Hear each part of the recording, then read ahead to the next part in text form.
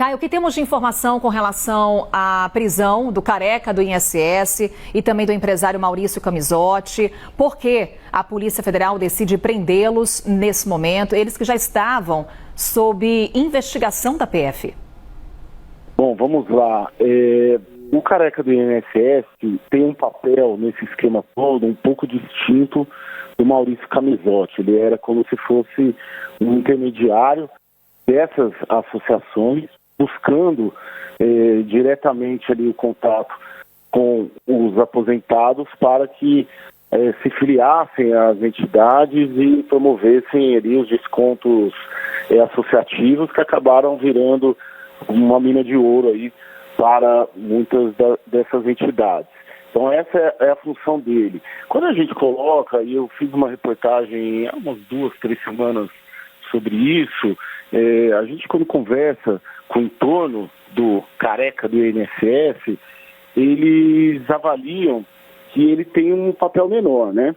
Em relação a todo esse esquema, mas que aí, pelo apelido mesmo, acabou entrando aí no folclore dessa operação toda e acaba sendo muito visado porque um apelido, digamos assim, que pega, né? Como de fato pegou. Mas eles colocam que o Maurício Camizotti, esse sim foi preso aqui em São Paulo, é um empresário grande, é um empresário que esteve ali, de alguma maneira, envolvido também na CPI da pandemia, naquela questão das vacinas. Ele é muito bem assessorado aqui por escritórios de elite criminalistas aqui em São Paulo, e ele que seria, isso, careca do INSS, pessoal ali do entorno do careca, que mostra que o grande beneficiário, um dos principais beneficiários desse esquema todo é o Maurício Camizotti, que tem uma relação, que tem uma entidade, né, que é a Ambec, a entidade dele, e que contrataria esses intermediários como o careca do INSS para trazer aposentados para a associação. Então, o motivo principal da prisão é justamente isso. São 2 peças-chave, mas entre eles, e quando a gente fala com o entorno deles, eles dizem que tiveram papel menor nesse esquema todo. Agora, Carol, tão importante quanto essa prisão, agora pela manhã, é mais uma fase da operação sem desconto, é uma operação, a gente sabe o tamanho que ela tem, abriu-se uma CPI para investigá-los, a CPI já tomou providências, a CPMI, contra esses dois, né, que pediu quebra de sigilo do Camizotti e também do careca do INSS, mas é muito importante a gente situar a outra informação desta manhã, que é um mandado de busca e apreensão contra o advogado Nelson Williams. O Nelson Williams é um advogado muito conhecido, né? Bilionário mesmo, e o Maurício Camizotti, que foi preso, é cliente do Nelson Williams. Nelson Williams é advogado dele. A CPMI já começou a entrar no radar da CPMI o advogado Nelson Williams. Então é um advogado, vamos dizer assim, muito exposto, né? Eles falam muito que é o advogado de ostentação e tem um patrimônio bilionário, e uma das motivações pelas quais ele é alvo de busca e apreensão é porque o COAF apontou transações entre 2019 e 2024 na ordem de 4,3 bilhões de reais.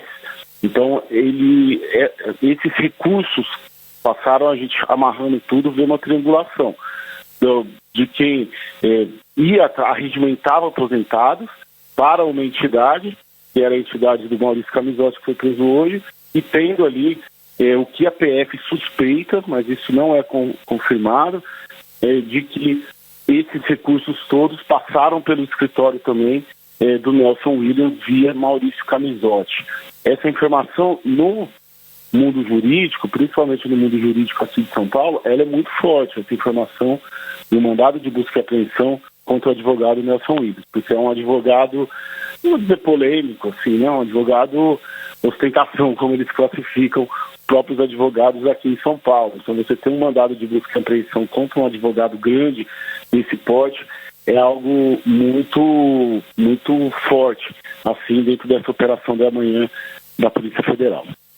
Caio, a gente está falando de prisões que foram autorizadas pelo Supremo Tribunal Federal, né? Até para colocar aqui quem está nos acompanhando um pouco do andamento dessas investigações que envolvem os descontos indevidos dos benefícios de aposentados e pensionistas do INSS. Para que essa prisão acontecesse, o Supremo Tribunal Federal teve de autorizar. Sim, porque muito desse caso, ele foi deslocado para o Supremo Tribunal Federal, porque suspeita-se também que haja parlamentares envolvidos. Se a gente pegar o fio dessa história toda, ele remete, e a CPMI colocou isso também como um campo, um cronograma para se apurar de 2015 para cá. Então você pega o governo Dilma Rousseff, você pega o governo Michel Temer, o governo Bolsonaro e o governo Lula. Né? Você pega todos esses. E teriam pessoas com prerrogativa de foro que também estariam sendo investigadas, e isso está lá no Supremo Tribunal Federal. É importante que essa investigação no Supremo Tribunal Federal, hoje, ela está a cargo do ministro André Mendonça. Ela ficou muito tempo travada no Supremo. Por quê? Porque o ministro Dias Toffoli avocou para si, havia avocado para si essa relatoria, tem em base um processo que ele considerou que era conexo. Mas houve uma rejeição e uma crítica muito grande ao fato do ministro Dias Toffoli ter avocado para si, porque entendia-se que o ministro não tinha um foro natural para ser o relator disso, e isso acabou, acho que há mais ou menos 2, 3 semanas, Carol, acabou sendo redistribuído também para o ministro André Mendonça. Então, muito provavelmente ali essa operação de hoje sai com essa autorização do ministro do Supremo Tribunal Federal, André Mendonça.